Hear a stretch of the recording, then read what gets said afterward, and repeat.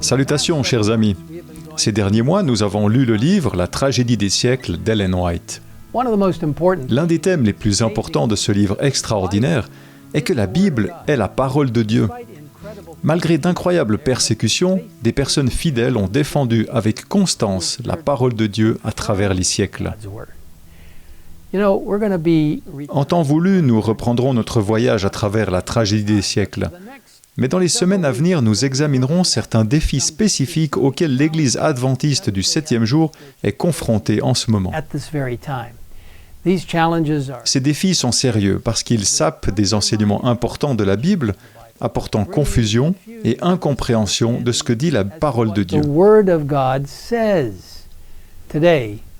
Aujourd'hui, nous allons considérer l'enseignement biblique sur ce qui se passe lorsqu'une personne meurt et la confusion que le diable a apportée sur ce sujet particulier. Chaque année, à la fin du mois d'octobre, le 31 octobre et le 1er novembre, des millions de personnes célèbrent des fêtes centrées sur les morts, le spiritisme et l'occultisme.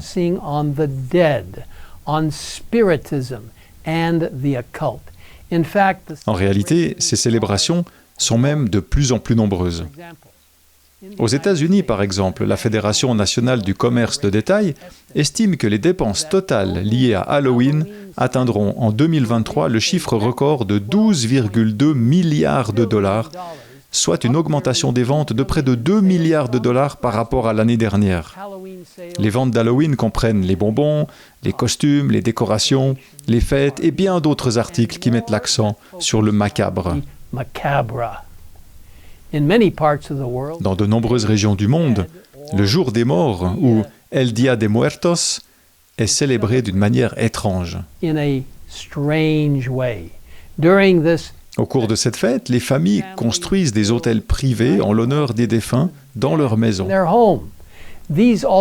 Ces autels contiennent les aliments et les boissons préférés, ainsi que des photos et des souvenirs du défunt.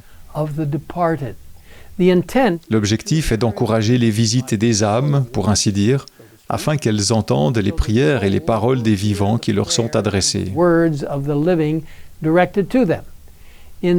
Dans certains pays, ces autels sont également placés dans des lieux publics, tels que des écoles et des bibliothèques, ou dans des cimetières. Il ne s'agit pas seulement d'honorer les morts, mais aussi d'entrer en contact avec les esprits des défunts. Cela contraste fortement avec les instructions claires données par Dieu dans la Bible.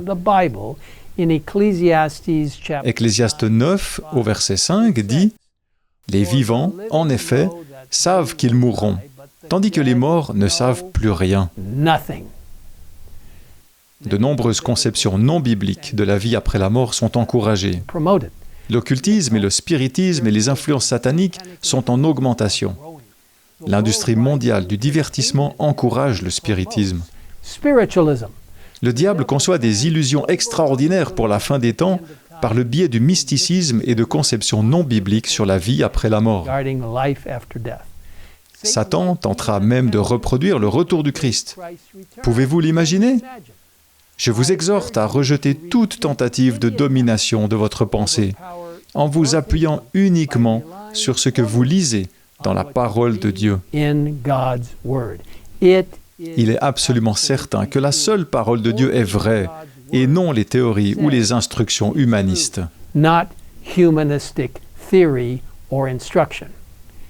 Dans 1 Timothée, au chapitre 6 et verset 16, il nous est clairement dit que Dieu est le seul à posséder l'immortalité, lui qui habite une lumière inaccessible. Il est incréé, il existe par lui-même, il n'a ni commencement ni fin. Contrairement à Dieu, les êtres humains sont des êtres créés et mortels. Nulle part dans les Saintes Écritures, nous ne sommes décrits comme étant immortels ou comme ayant une âme ou un esprit immortel. Lors de la création, l'Éternel Dieu façonna l'homme avec la poussière de la terre. Il insuffla un souffle de vie dans ses narines et l'homme devint un être vivant, ou comme le disent certaines traductions, une âme vivante. Pour être une âme vivante, il faut donc avoir un souffle de vie et un corps. Sans les deux, l'âme ou l'être n'existe pas. Je tiens à préciser ce point. Lorsque Dieu a créé Adam et Ève, il leur a donné le libre arbitre, c'est-à-dire la liberté de choix. Ils pouvaient obéir ou désobéir, et leur existence dépendait de leur choix. Dieu a soigneusement expliqué que s'ils mangeaient de l'arbre de la connaissance du bien et du mal, ils mourraient, c'est certain. Mais Satan a contredit l'avertissement de Dieu en déclarant à Ève « Vous ne mourrez absolument pas ». C'est le premier grand mensonge de l'histoire. Non, vous ne mourrez absolument pas, lit-on dans Genèse 3 au verset 4. Mais après avoir péché, Adam et Ève ont découvert que le salaire du péché, c'est en effet la mort. Dieu a dit « Jusqu'à ce que tu retournes à la terre, puisque c'est d'elle que tu as été tiré. Oui, tu es poussière et tu retourneras à la poussière. » La 26e croyance fondamentale des adventistes du 7e jour l'explique ainsi. Le salaire du péché, c'est la mort. Mais Dieu, qui seul est immortel, accordera la vie éternelle à ses rachetés. En attendant, la mort est un état d'inconscience pour tous. Quand le Christ, qui est notre vie, paraîtra, la seconde résurrection, celle des réprouvés, aura lieu 1000 ans plus tard. La Bible décrit la mort comme un état d'inconscience, un sommeil profond, dont on attend la résurrection. Dans le psaume 115, au verset 17, nous lisons « Ce ne sont pas les morts qui célèbrent l'Éternel, ce ne sont pas ceux qui descendent dans le monde du silence. » Jésus a également parlé de la mort comme d'un sommeil. Décrivant l'état de la fille de Jaïrus, qui était morte, le Christ a dit qu'elle dormait. Parlant de son ami Lazare, Jésus dit à ses disciples « Notre ami Lazare s'est endormi, mais je vais aller le réveiller. » Ici, le Christ fait référence à la fois à la mort de Lazare et à sa résurrection imminente. Le prophète Daniel parle également de la mort comme d'un sommeil et de la résurrection et du jugement qui suivront. Se référant à la fin des temps, il a écrit « Beaucoup de ceux qui dorment dans la poussière de la terre se réveilleront, les uns pour la vie éternelle, les autres pour la honte, pour l'horreur éternelle. » Lorsque la Bible parle de la mort comme d'un sommeil, elle implique un réveil de ce sommeil, une résurrection.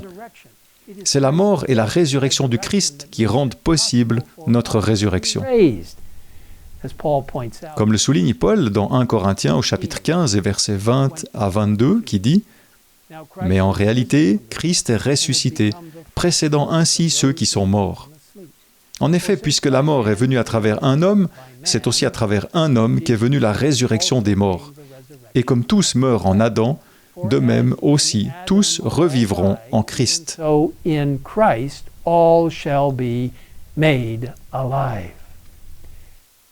White donne une description incroyable de la première résurrection lors de la seconde venue de Jésus-Christ.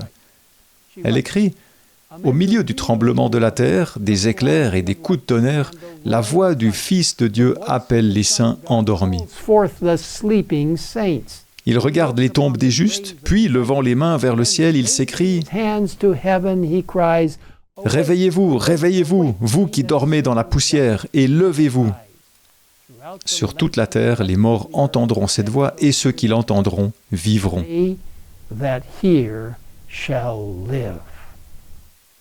Mes chers amis, j'espère être parmi les vivants pour voir le retour de Jésus. Et je suis sûr que c'est aussi votre espoir. Mais même si nous mourrons, nous pouvons être sûrs que si nous nous endormons en Jésus, il nous ressuscitera en ce jour merveilleux où il reviendra.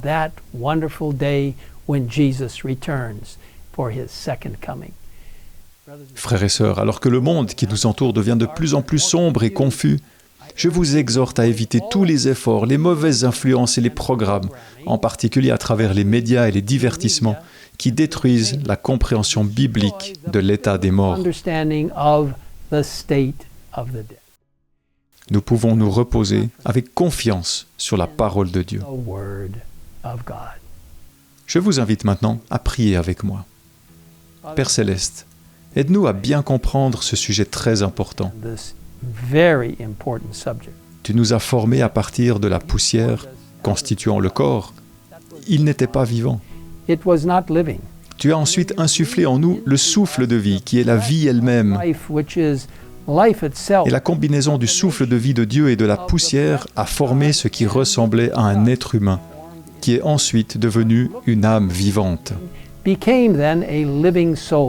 lorsque l'un de ces éléments, de ces deux éléments vient à manquer, il n'y a plus d'âme vivante, mais nous reposons en paix, endormis en Jésus. Maintenant, Seigneur, bénis-nous et garde-nous à l'abri de toutes sortes d'interprétations erronées et de fausses compréhensions de ce qui constitue vraiment l'état des morts.